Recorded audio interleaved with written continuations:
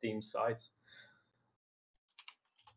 So we're going into the draft. First game of the grand finals between Fat5 and Lord of the Pinks. First pick goes to Fat5.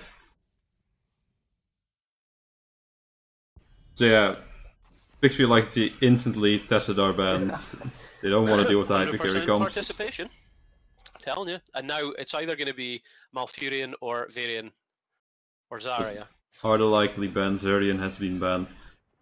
Still these globals now for both teams. There's no pressure on Fat5 to pick either Adaka or Falstad right now. A Mal first pick would be pretty standard. They do get the Falstad, so I would like to see Pinks pick up the Dahaka, though they haven't showed it much so far. Maybe the Haka with Zarya would be a really good option for them, because getting the main tank in wouldn't be that hard for them anymore. And looking like this, Falstad doesn't have that instant blow up potential to screw over the Zarya comps in general. So, or the Gale for Malfurion. Malfurion is of course also a very strong pick, just right now overall. Only Rhaegar really contesting him as a support. Yeah, and both have their obvious weaknesses, like Malf does a bit worse versus burst, Rhaegar does a bit worse in sustained fights. But you get the Tyche, so one of the strongest ranged assassins in the game picked up. Falstad was already picked by Fat5, and Vala without a Tessadar can be a bit risky just because of her extremely low health pool. So I like that Lord of the Pinks like instantly secures their range sustain. They don't have to worry about it anymore. So like Fat5 can now dominate the map if they pick something like the HK Yeah, it depends. I would actually think Fat5 would want to go for the Zarya here. It's another tank that Tychus has to go through all the way, and it gives Zarya a lot of free energy. Yeah, due to that and them having double globals, they can just forever meme Lord of the Pinks. You may also be concerned with their healer pickup, but they do go for the Tyrael and the Zarya. Tyrael comfort pick 4 on that. And Zarya. Okay, the contest doesn't seem to be showing on stream, but if any of the audience are watching and want to bet, if you put !bet space A space the amount of points you want to bet, you'll bet on Fat5 winning, or if you want to bet on Lord of the Pings, you can put !bet space B space the amount of points you want to bet on Lord of the Rings winning. There we go, and the contest is now showing. And thanks to Physica Optica for the donation.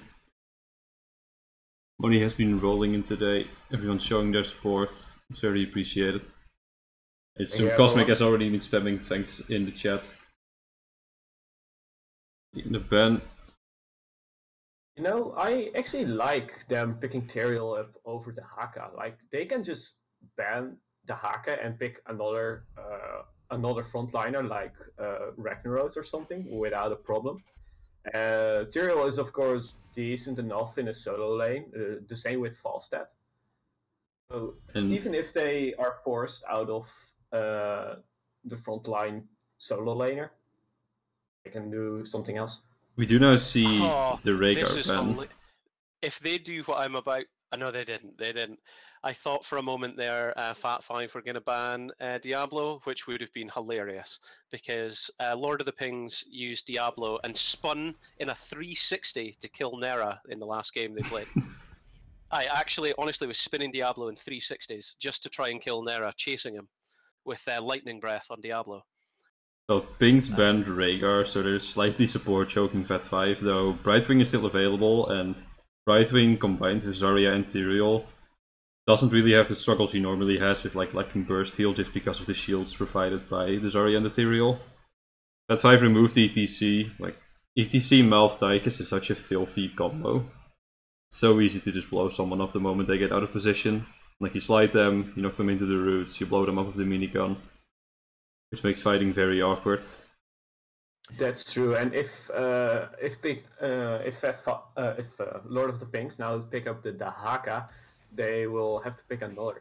Ooh, the Kel'Thuz's, that's a good pick for Cursed Hollow altogether, because there are a lot of chokeholds that Kel'Thuz just can keep spamming the flame strikes. It is also, it makes playing with the Tyrael slightly awkward. quite often you like sort of group preemptively around Ethereal in case of the Sanctification coming down. And now Kael'thas is gonna punish that to an extreme amount. And with the decently heavy frontline for Lord of the Pings, with like the Artanis, the tank that's gonna come in the last pick, and the Tychus at sort of mid-range, it's really hard to get on the Kael'thas, but Vat5 sort of needs to clump on the front line, which can give the KT so much value. And Artanis is also a very strong pick in this case, because Artanis is just overall a really filthy pick against Zarya, because Zarya is just that immobile. It's just really hard if she gets mispositions in the middle of the enemy team to actually recover from it. So for Vat5, I'd like to at least see the Dahaka pick up now, another frontliner. Oh, but Vat5 is moving into Auriel Gul'dan, not something you see often on Cursed Hollow, it's more something for a rotation map where wave clear is really emphasized. But this also means that now Zarya is their booster, which is quite risky. It is risky, but they are... Well, this is interesting because there's two ways you can do this. Gul'dan can be a solo laner if he takes Consume Soul, and he can kill the minions instantly to get his health back. Then flip it using Life Tap for mana. So he is a very good solo laner if he wants to work that way. But because they picked Auriel, that means there's going to be like synergy there. So I think Vat5 would rather want to have Zarya, Auriel, Gul'dan in the solo lane. Yeah, exactly. True, because that triple combo, both heroes scale incredibly well with the Auriel, and they both keep giving Auriel hope. Yeah, a Zarya Freeman is usually extremely strong in pushing, and Tyrael and Falstad can hold their own pretty decently in lane. Like, Falstad will lose to a Tychus, Tyrael will lose to an Artanis, but they don't lose too hard, and just dealing with Zarya, Auriel, Gul'dan is extremely difficult. They have long range, they have constant healing. Well, I mean, you called it, saying Hulky was going to take a pretty obvious Artanis game here. He's done it again. And I think Mimi taking Diablo is almost mocking Vat5, because they killed Nera with Diablo in a 360 lightning breath. Yeah, I think Barugo is gonna suffer this game if he's not incredibly careful. Like, he will probably not be able to pull off a Q build in this case. Like, there's no way. He's just gonna get charged by Diablo and die. So he will have to play the more melee-oriented energy build. If they can manage to like not get swapped, they have a pretty good chance at winning a sustain fight. Just because their range sustain damage is insane, and they have an Auriel who doesn't run out of mana, provides those great burst heals. Like, Lord of the Pings need to like engage pretty hard with the comp they have. But we have loaded into the game. On the left hand side we have Vat5 with Undead on the Tyrael, Nera on the Gul'dan, D1 playing the Auriel, Karox is on the Falstad, and Veruko on the Zarya. And there is a pause because Hulky has left the game. But it does give us time to introduce the Lord of the Pings on the right hand side. Halloween, if you'd be so kind. Okay, on the right hand side we have Malfurion being played by Elta, Tychus is being played by Erdsehe, and Kael'thas is being played by Ale. Artanis is actually Hulky, and Diablo is being played by Mimi. And like you say, we have got a technical fault with someone dropping off there. And it's the right not to trust the casters. Oh wait. Because, I unpaused it. Did they ready? I'm ready. Did Undead say ready? Okay. No, I didn't see the top one. It was cut off. Okay, 3, 2, 1, go. And we are back. So, I'm assuming Rooney now approves of this Zarya talent. Yeah, it's definitely better than Q in this case. Like, you either take the maximum charge that he took, or Feel the Heat. Feel the Heat is more dangerous, but can deal such a large amount of damage.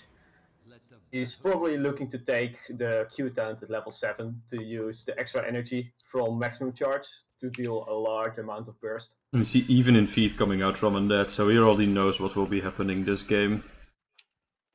Other talents are all fairly standard. We have the Gathering Storm on the Falstad, introducing some extra burst to their comp, which is so far like largely about sustain. I'm not too sure what Lord of the Pings are doing here, but this is obviously a strategy they've discussed. Yeah, they're just already setting up their free man. You would like. Oh man. Is Undead gonna fall for it? Undead walks into the bush, gets in the KT combo, but Begimi flips him out, doesn't get the follow-up stun on the terrain, so Undead will just live here. It's really kind of the Diablo.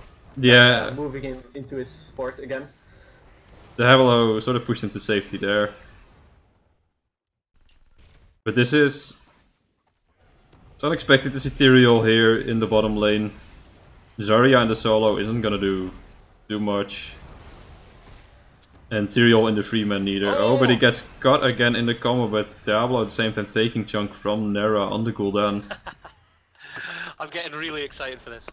Yeah, they need to rotate right now. Yeah. Keeping Zarya in the solo lane is incredibly bad for them. And that has arrived on the mid lane.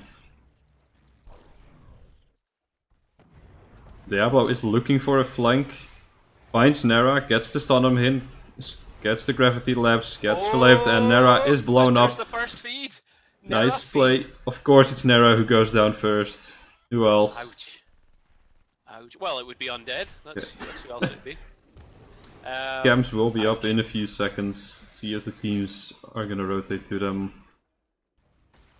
Yeah, I mean, you normally see stuff like that announced like 2 minutes into the game, go get the sieges. But we're not seeing that here.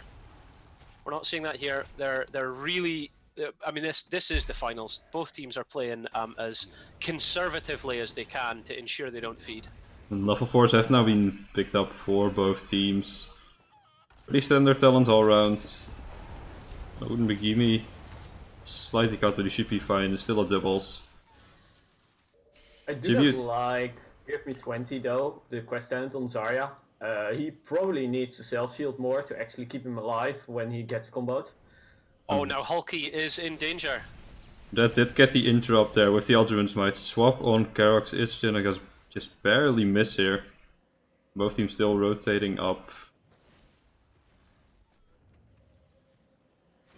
Vision being provided. Oh, and Diablo gets caught out. It takes a good chunk of damage. He might actually fall right here. Mimi, you're in trouble. Yeah, he does go down, and that gets up, but there's no follow-up ready. This is a 5v4 for the moment. Both teams.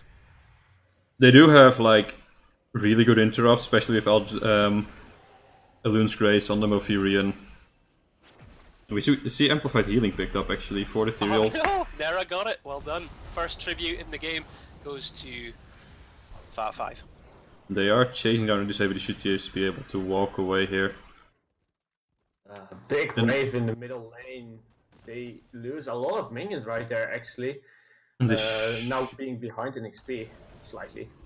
Also did fly down to bot lane, so they will catch those minions. KT taking some damage.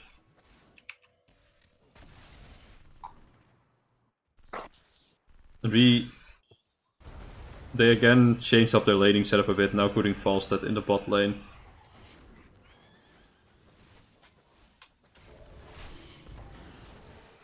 Still getting some good value.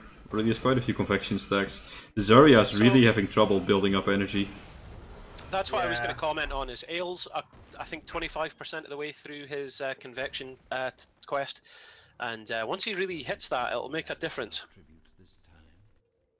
Zarya has hit above 50 energy for about 15 seconds right now, which is not desirable. You need more energy. And Undead is really getting chunked in the top lane. He's going to be forced to halve. This team will need to stall on the tribute. It is a favorable position for them, spawning on their side. 7 have been picked up for both teams. The talents are as you'd expect.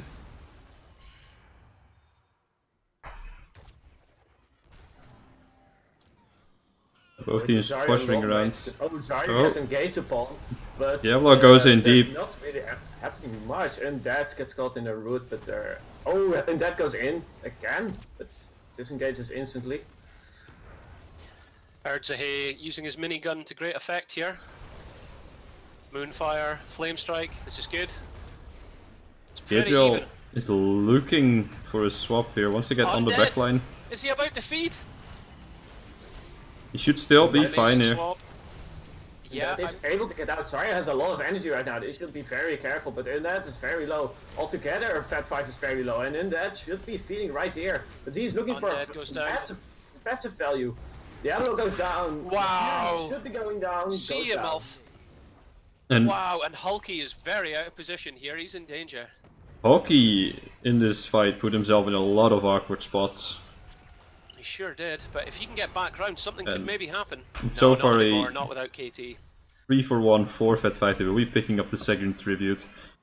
The next one It will was actually spawn. very important for Fat 5, taking out those convection stacks. Yeah, I was away to say, what a bummer. And Zarya also now made pretty decent progress on her level 1 quest, so did the Gul'dan. Not No. even completed maximum charge at 3 minutes in.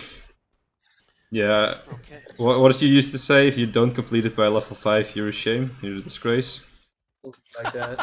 Who said that? What was that now? Yeah, Rooney is the Zarya main, he will flame you all day if he can. Oh my gosh. Easy Camp has been So, picked up by There's a lot of Karox. posturing happening here because it's so close to level 10.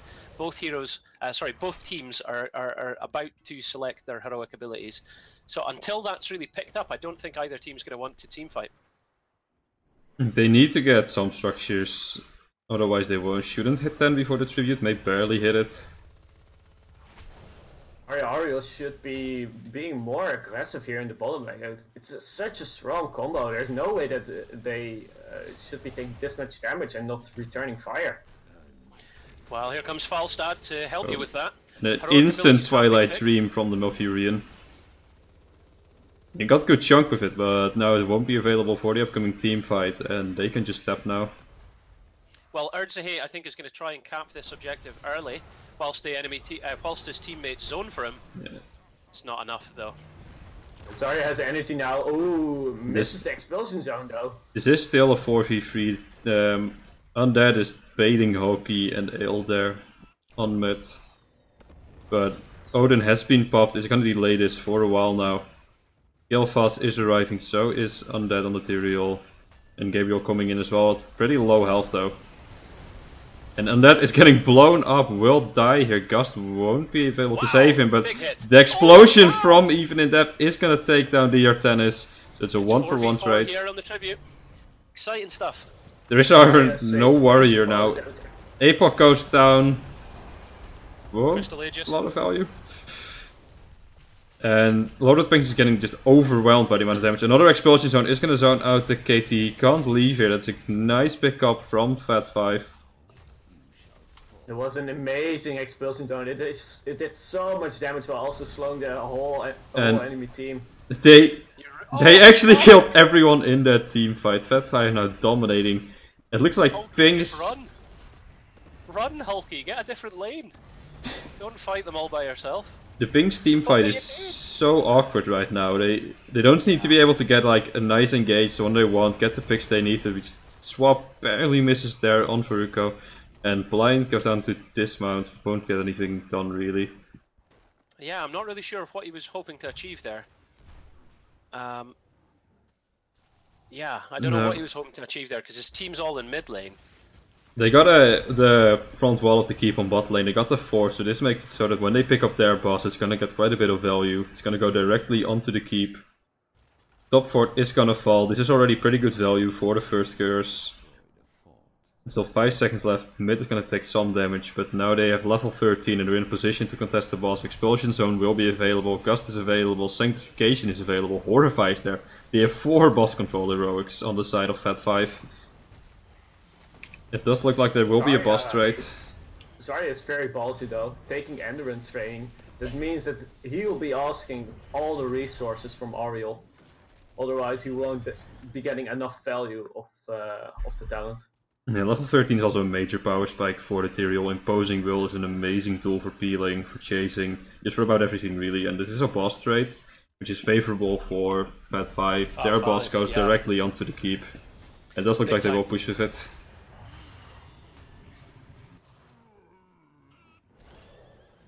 A little bit of miscommunication in Fat 5, not getting the siege camp. And meanwhile, hesitation. Karox is just pushing mid lane with the Falstad, getting the structures, getting the soak. Onan being popped for the defense, but it shouldn't be able to save this keep. Falstad flies in. Expulsion zone goes down to zone out. They get the keep. They're probably looking to back off now. Lord of the Pings pretty close to their level 13. Meanwhile, boss on top is still hammering the fort, so a great trade there for Fat 5. That was very good. Juicy play. And this actually puts them so far ahead that they should be able to get like 2 tributes while they're 16 and the opponent is not. They can just like hang back, just get camps, get soak, don't look for a fight, get the 16 and then they can be aggressive on the map again. And top boss now, it took the fort, took nothing else to keep Wallace gonna kill this before it even gets any damage done. Meanwhile, Lord of the Pings is hesitating what to do. They need to keep up the soak, otherwise this will just be really bad for them in the coming minutes. Well, I mean, it is only the first game that they've played against their opponents this series, and they'll have another opportunity. They'll have another opportunity to regroup, have a little think about what they're doing here, and if they lose this match, which isn't certain yet, but it's certainly looking more favourable for Fat 5. The suppression pulse will interrupt the channel, but it's surprising to me that Fat 5 didn't just split anyone off to soak the 16. It's also surprising that Lord of the Pings didn't just like go full smoke there. They're really trying to get their 16 as soon as possible, leaving KT in the bot lane, like relieve the pressure there, get the XP. Fat 5 is just picking up the bruiser cap now, they're establishing dominance on the map. Yep, I would say so. And 16 has been hit, by the way, which gives us Ruinous Affliction for the Gul'dan. I like Ruinous Affliction. I've been seeing a lot of like Fell Wave talents getting picked up by competitive Gul'dan players, but I really do like Ruinous Affliction. It is like difficult for him though to step up and hit corruptions on the backline. Usually that's when you see the Q build being picked up and you just can't be that far forward. Well, the thing is, all you need to do is hit 3 strikes. It doesn't matter what order they're in. So once you've completed your Echoed Corruption quest, you fire 6. So you've got literally like twice as much chance of them getting Ruinous Affliction. Yeah, at any time you take Echoed Corruption, you will be taking Ruinous Affliction. We also have Holy Ground now, by the way, for the Tyrael, which is insane on Cursed Hollow. Amazing boss control, great to cut off choke points. It's like a mini expulsion zone. Really short cooldown. Suppression pulse again goes down. They're just trying to buy as much time as they can. Really trying to like slow down Fat 5 to soak their 16, but it takes so long for them to hit that talent. And meanwhile, really Fat 5 is just like knocking on the door at mid keep. Yeah, and even if they hit level 16, they will have a very small window of opportunity to actually fight Fat 5.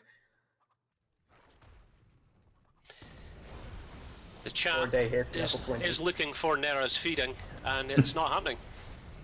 Luckily he doesn't lose his stacks if he dies on this hero. Yeah, Gul'dan's good for that.